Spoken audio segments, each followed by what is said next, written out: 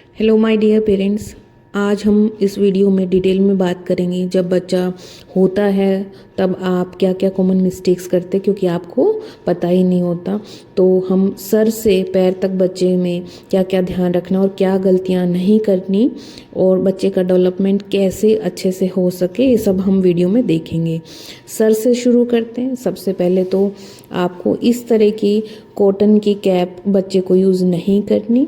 ये घर की बनी हुई होती है। पेरेंट्स को लगता है कि कॉटन की कैप से पसीने एब्जॉर्ब हो जाएंगे, लेकिन आपको दूसरी सॉफ्ट कॉटन की कैप यूज़ करनी है जिसमें साइड में ये डसे थ्रेड्स नहीं हो। ये डसे जब आप बच्चे को बांधते हैं तो बच्चा बहुत अनकंफर्टेबल रहता है, गर्दन की साइड की नसें दब सकती हैं इनसे, जो कि अच्छा बात नहीं है। अब फोरहेड पे आते हैं। सर की मालिश आप कर सकते हैं, लेकिन बहुत सॉफ्टली हाथों से करनी है। और जो सर का आगे के हिस्से में एंटीरियर फोंटेनल एक गड्ढा टाइप होता है, वहाँ पे आपको फोर्सफुली मसाज नहीं करनी, घी या तेल नहीं भरना।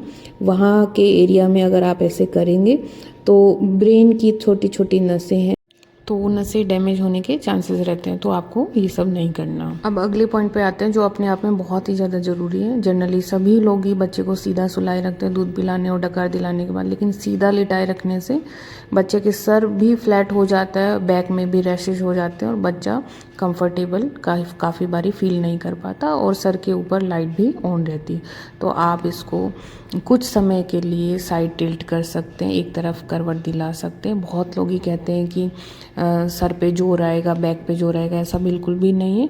आप दूध पिलाने और डकार दिलाने के बाद ही कुछ देर के लिए ऐसे कर सकते हैं। बस ध्यान रखना है कि बच्चे के आपको सपोर्ट देना है, साइड से भी और आगे से भी। जैसे सर आप देख रहे हैं कि सर के साथ में हमने ये छोटा सा ऐसा पिल्लो बना के लगा दिया है, तो इसलिए सर सपोर्ट रहेगा सर को, और पीछे से भी हम बच्चे को सपोर्ट देंगे। और आप ये बच्चे का बेड देख रहे हैं, तो इसी तरीके से आपको रखना है। बच्चा हवा में झूलना नहीं चाहिए कि अनसपोर्टेड हो, आगे से, सर के आगे से और पीछे से आपको बच्चे को सपोर्ट में रखना है। तो आप इस तरीके से देख रहे हैं कि बच्चा कितना कंफर्टेबली फील कर रहा है। अब जैसे हमने बेड बना रखा है ऑलरेडी, वैसे ही मैं आपको बनाना सिखाऊंगी।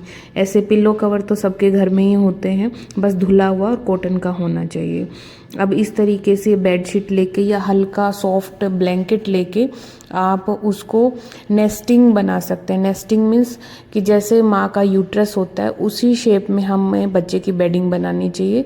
जब माँ दूध पिलाती है और बच्चे को आपको बेड पे लिटाना होता है, तो आपको बच्चे को कभी भी ऐसा नहीं लिटाना कि बिना बेडिंग के लिटाएं।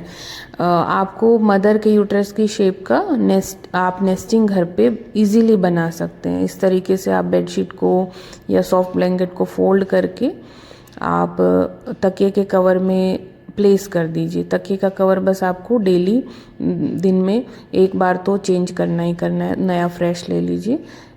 इस तरीके से आप बच्चे का बेडिंग कंफर्टेबल रखेंगे, सॉफ्ट रखेंगे, मदर के यूट्रस का शेप का रखेंगे, उतना ही बच्चा कंफर्टेबली सोएगा, पेन में कम रहेगा और उसको रिलैक्स भी फील होगा। सो आपने देखा कि आप सिंपली ऐसे तकिए के कवर से बेडिंग बना सकते हैं। सो ये यूट्रस के शेप का हो गया। अब जैसे आपने देखा कि बच्चे के पैरों पे कुछ भी आप पहले सॉफ्ट कॉटन की चुन्नी या बेडशीट से आप इस तरीके से कवर कीजिए कि बच्चे को लगे कि माँ के यूट्रस में ये ऊपर की स्किन नहीं है। साथ में आपको बच्चे को छोटा सा तकिया भी बनाना है। इस तरीके की बिल्कुल सॉफ्ट चुन्नी लेके आप बिल्कुल ही कम थिकनेस का तकिया बनाएं, उससे बच्चे की गर्दन मुड़ी हुई नहीं रहती और बच्चा काफ़ी कंफर्टेबली फील करता है। अब ये आपको इस तरीके से शीट भी बच्चे को टाइटली बच्चे के उससे कवर करनी है ताकि बच्चे को कॉजीनेस फील हो, और ऊपर से आप बच्चे के ब्लैंकेट यूज़ कर सकते हैं। डायरेक्ट ब्लैंकेट कई बार बच्चों को रैश कर देता है, तो पहले सॉफ्ट कॉटन का ही दुपट्टा आप बच्चे के ऊपर रखें। अब आप बच्चे को देख सकते हैं कि बच्चा कितना ज़्यादा कंफर्टेबली फील कर रहा है।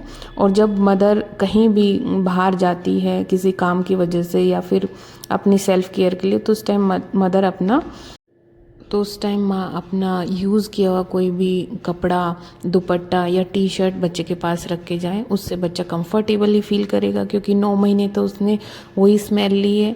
ट्रस्ट मी गाइस, ये छोटे छोटे पॉइंट्स बच्चे के न्यूरो डेवलपमेंट के लिए बहुत ही ज़्यादा ज़रूरी है और बच्चा अच्छे से हेल्दी वेल डेवलप्ड होगा। Happy parenting, stay connected. Channel को सब्सक्राइब कीजिए और पार्ट 2 जल्दी 1 या 2 दिन में आएगा। Thank you so much.